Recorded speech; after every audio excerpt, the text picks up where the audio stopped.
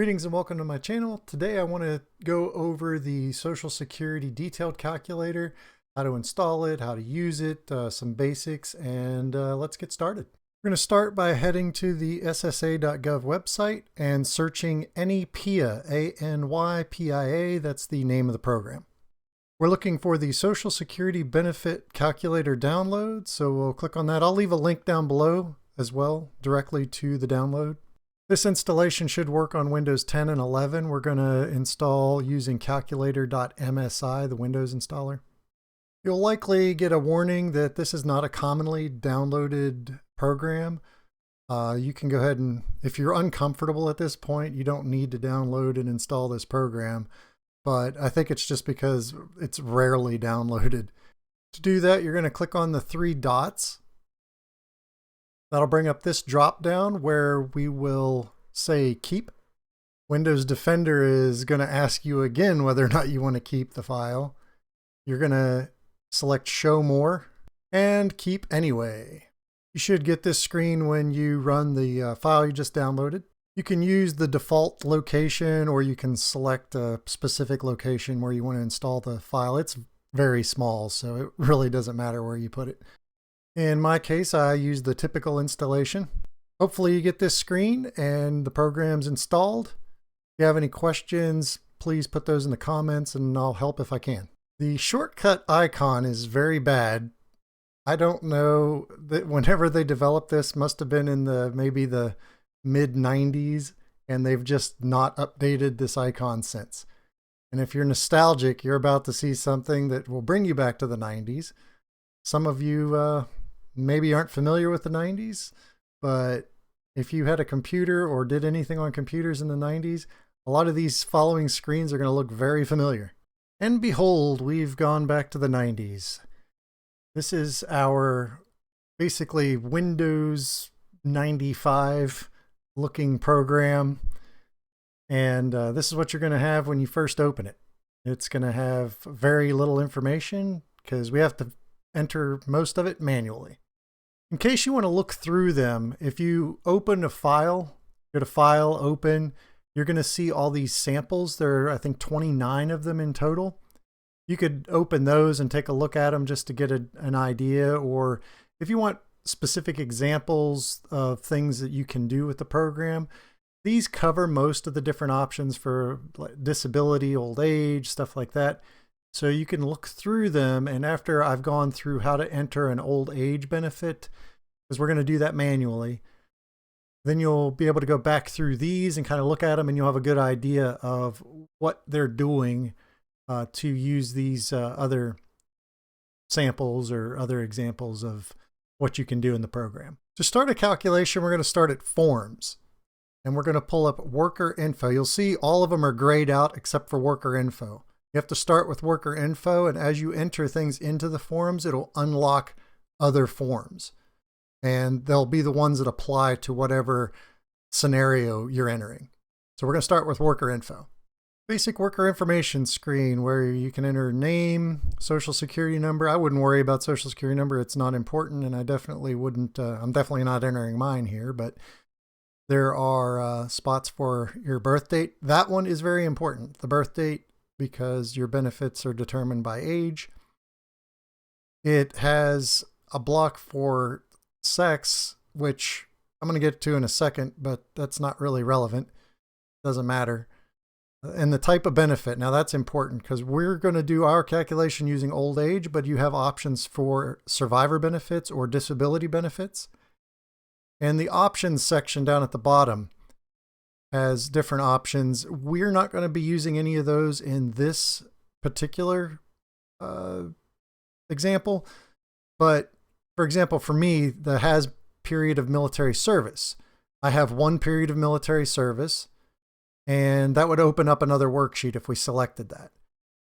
One of the things that military service does, if you've seen any of my videos in the past, there are benefits prior to 2002 that add some credit to your Social Security earnings that will increase your benefit if those are part of the 35 highest years of the calculation. This is the fact sheet for women. Social Security is neutral with respect to gender. Individuals with identical earnings histories are treated the same in terms of benefits. Women reaching age 65 in 2023 are expected to live, on average, an additional 21.1 years compared with 18.0 years for men. Women represent 55.2% of all Social Security beneficiaries age 60 and older, and approximately 63.3% of beneficiaries age 85 and older. In 2021, the average annual Social Security income received by women 65 years and older was $14,204 compared to $18,108 for men. Keep in mind, this is not because there is a difference in Social Security calculation. This is the fact that for years, women's income has been lower than men's income. So that's the main reason for this. Also, there are a lot of people that are retired right now, a lot of women that are collecting Social Security off of their husband's earnings. So they may not have had income. Now, these numbers should get closer and closer each year as there's more income equality, etc. But I would imagine this number will get closer year after year. So if you were to do the same survey on women 65 years and older, each year that number would get closer and closer to being the same as men. I have entered my name as Not Sure. I'm a big fan of the movie Idiocracy. I might want to check it out. It's a pretty adult comedy from the early 2000s. There is a birth date. I put May 25th, 1977, another important date. That's the release date of the movie Star Wars. Other than that, we don't need any other information here. Like I said, the male-female part doesn't matter, and we are going to select old age for the type of benefit. Now we have a new form opened up, supplemental worker info. On this worksheet, we enter our date of entitlement. That's the year we're going to start collecting. So depending on your age, it could be when you hit age 62 or 63. There's other information. When we do the final calculation, it'll show you your full benefit and other options. So this date isn't that important unless you know exactly which date you want to try to take it. And you can change this date, and it'll give you an idea of if you delay your retirement or your collecting of Social Security benefits, what that change will actually end up being.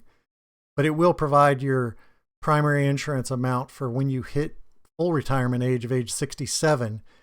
No matter what date you put here, it will give you that calculation that, well, as long as this date is within an acceptable retirement age of collecting. So that's all this date needs to be in order to come up with some kind of calculation.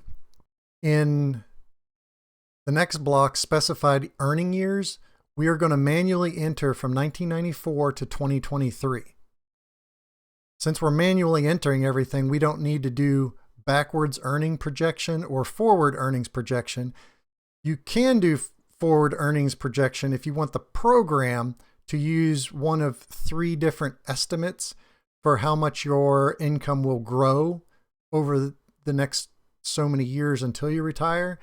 In my case, I know I don't plan on having any income until I retire, so I'm able to just leave those as all zeros, so it doesn't matter.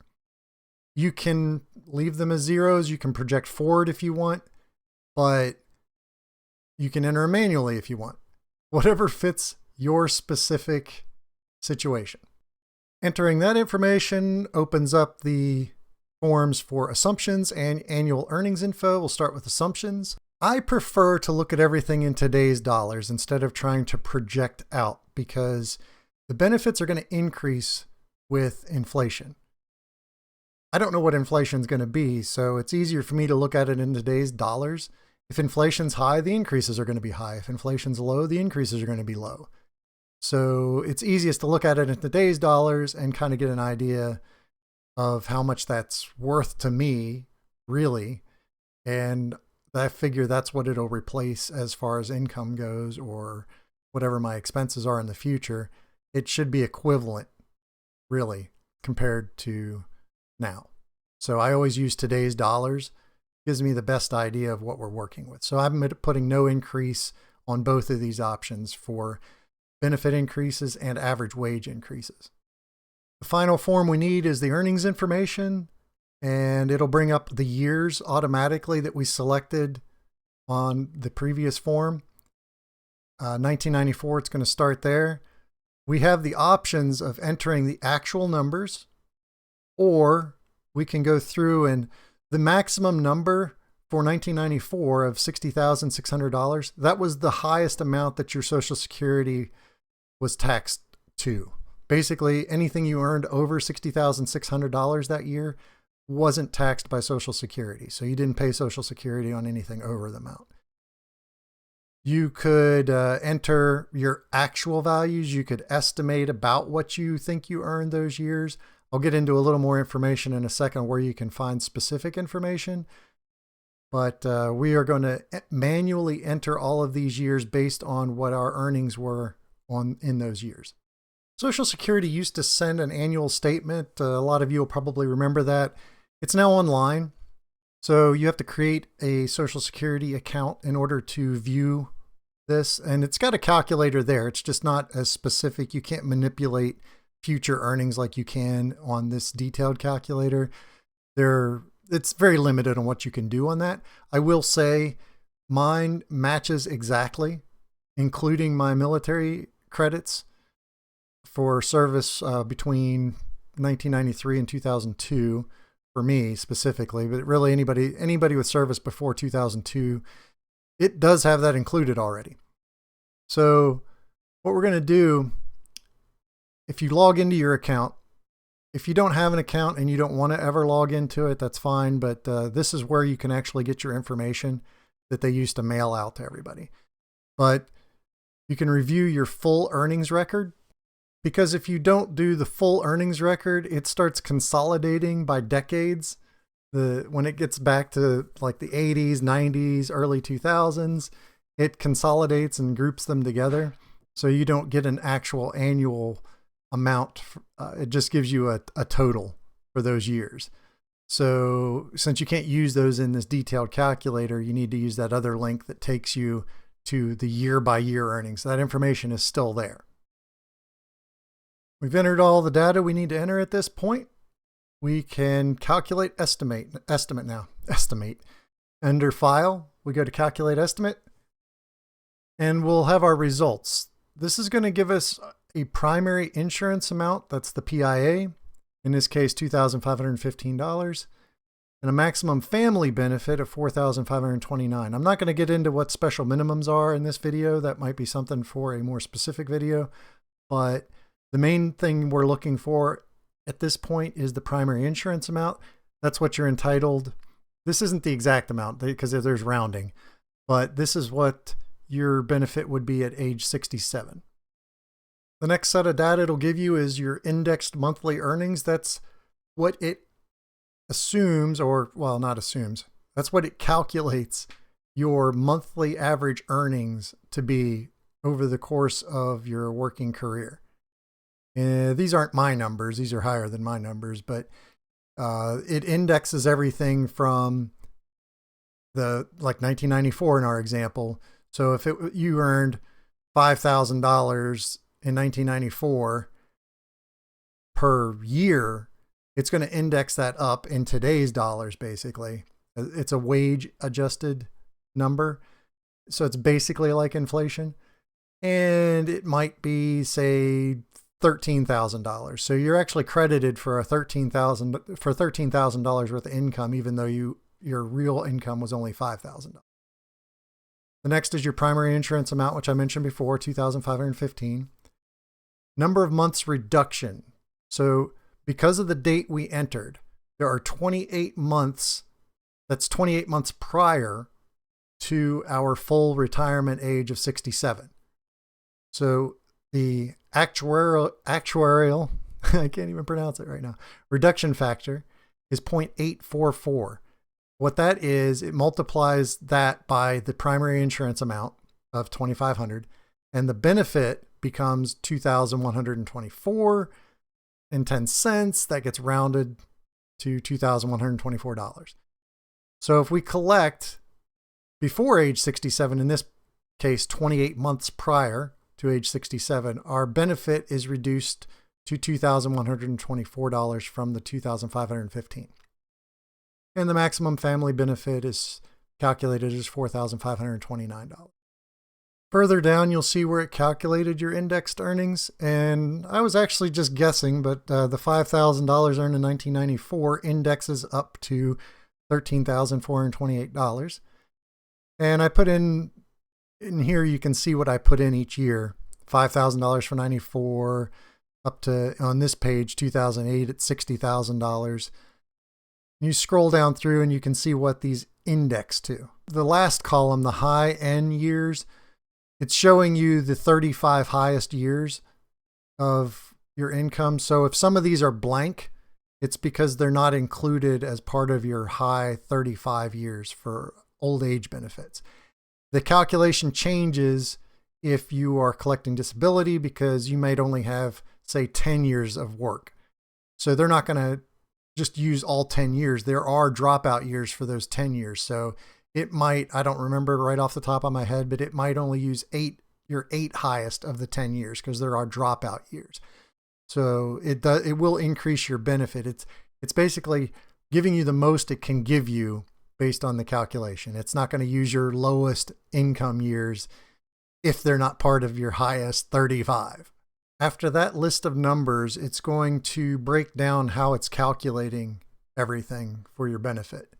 The dropout years ends up being 0. Again, this is old age, and in this case we have 35 years of income. So the elapsed years was 40, dropout 5 years. So it's going to subtract the 5 lowest years and give us 35 years for the computation. Your average indexed monthly earnings, or AIME, in this case, like we saw at the beginning, was $5,733. The primary insurance amount formula bend points. What these are, $1,174 and $7,078, are where the percentage changes.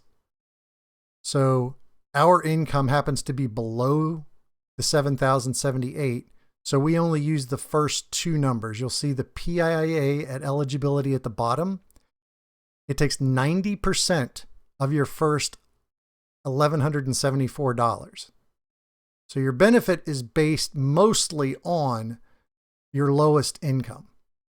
90% of what you earned below $1,174 is part of your Social Security payment. From $1,174 to $7,078 is calculated at 32%. So the next $4,559 is calculated at 32%. Anything over $7,078 would be calculated at 15%. In our case, we didn't have average earnings over that amount, so you'll see that it's 0.15 times 0. You add all 3 of these numbers together, and that gives us the primary insurance amount of $2,515. Again, that's at age 67. That's your full retirement age. That's what you would get at that point.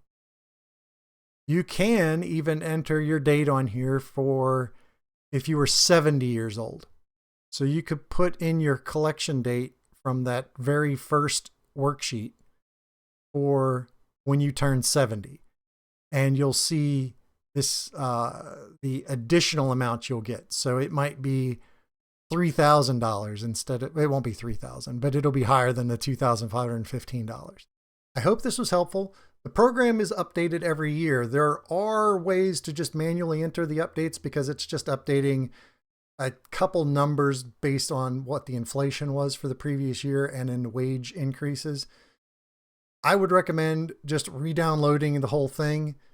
Make sure you save your file. If you want to keep your file, you can save the file from the previous version and import it into the new version, or open it in the new version. You can put it wherever you want. Just open it in the new version and calculate again, and it'll update for inflation. And you'll see what the new numbers are for the current year. Again, I always like to go with the uninflated numbers. Like I want to look at the numbers in today's dollars. So I always look at today's dollars. It gives me the best idea of what I'm actually looking for or what, the actual benefit will be and how much of my income or how much of my expenses it'll actually cover. I just always look at it in today's dollars. That's the easiest thing, but you can mess with it all you want. You can easily change these things by just mostly selecting buttons to do the projections instead of you don't want it to project anything. I've been using this program for years now, haven't had any issues with it. Like I said, it is very 1990s, if you will. I imagine this was developed back then and they've just continued to update it since then. My work in the military and in the VA afterwards, we had a lot of systems that dated back to even up to 2020. We still had systems that dated back to the early 2000s and even some in the 1990s. It's a little bit weird. It's a difficult system to get things updated. Certain programs are pretty good with, certain ones they're not.